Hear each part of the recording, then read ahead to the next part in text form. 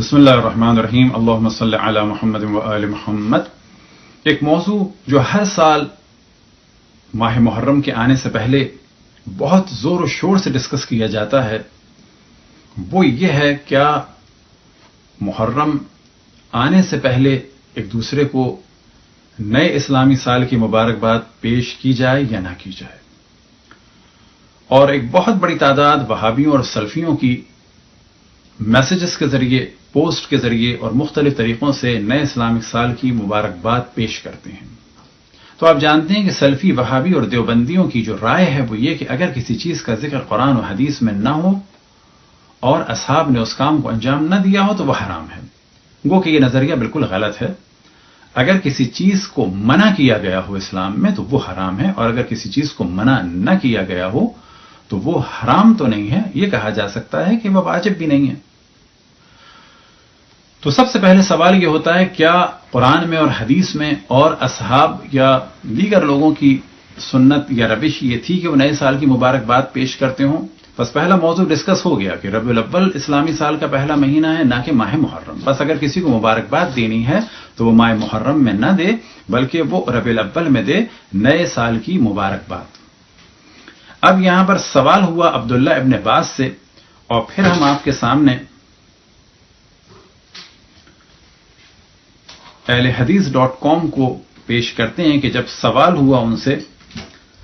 کیا جائز ہے کہ جو بعض ممالک میں عیدیں منائی جاتی ہیں استقلال کے نام سے، جنہیں عید وطنی کہا جاتا ہے، کیا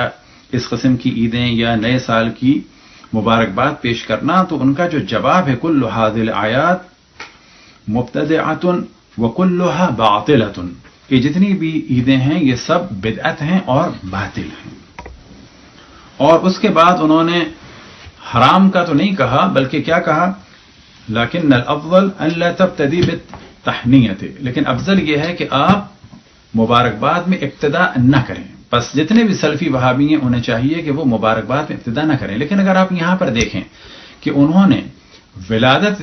جو ہے، اور جب بھی یہ بات کرتے ہیں ولادت کی تو ان کا مقصود ہوتا ہے یعنی رسول اللہ صلی اللہ علیہ وسلم کی ولادت، تو اس بارے میں تو بڑی صراحت سے کہہ دیا کہ یہ جائز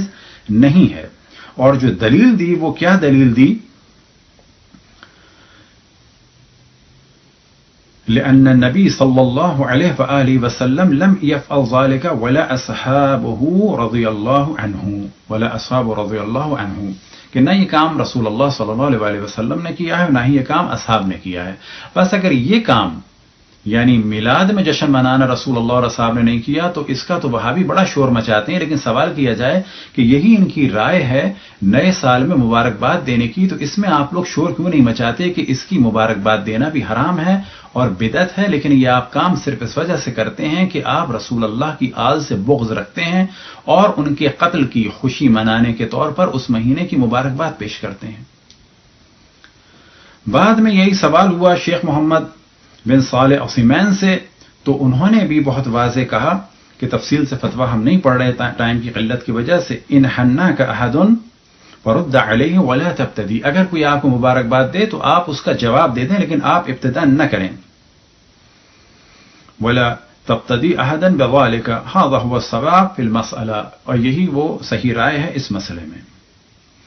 پھر اس کے بعد فرماتے ہیں لیکن لا تبتدی الناس انت لاننی لا اعلم انه جاء عن سلف،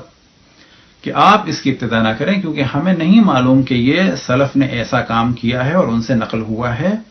یا نہیں ہوا ہے۔ انہم كانوا يحنئون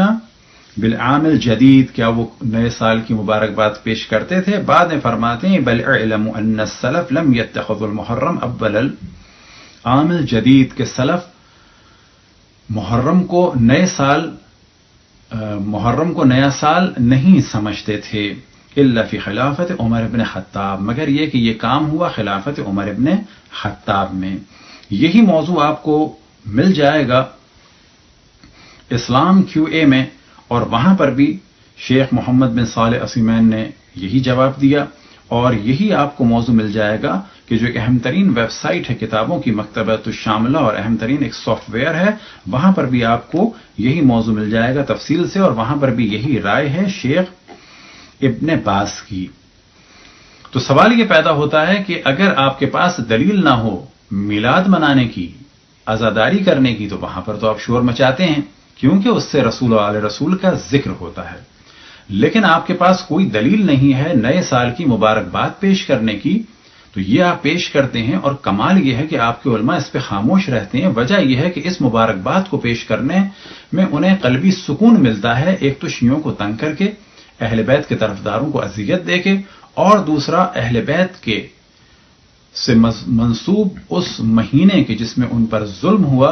اس کی خوشی کو پیش کر کے آپ کا دل ٹھنڈا ہوتا ہے، کیونکہ آپ کہ دل میں وہ محبت کہ جو رسول اللہ صلی اللہ علیہ وسلم کی ہونی چاہیے وہ نہیں ہے، بلکہ اس کے برعکس 1000 گنا زیادہ محبت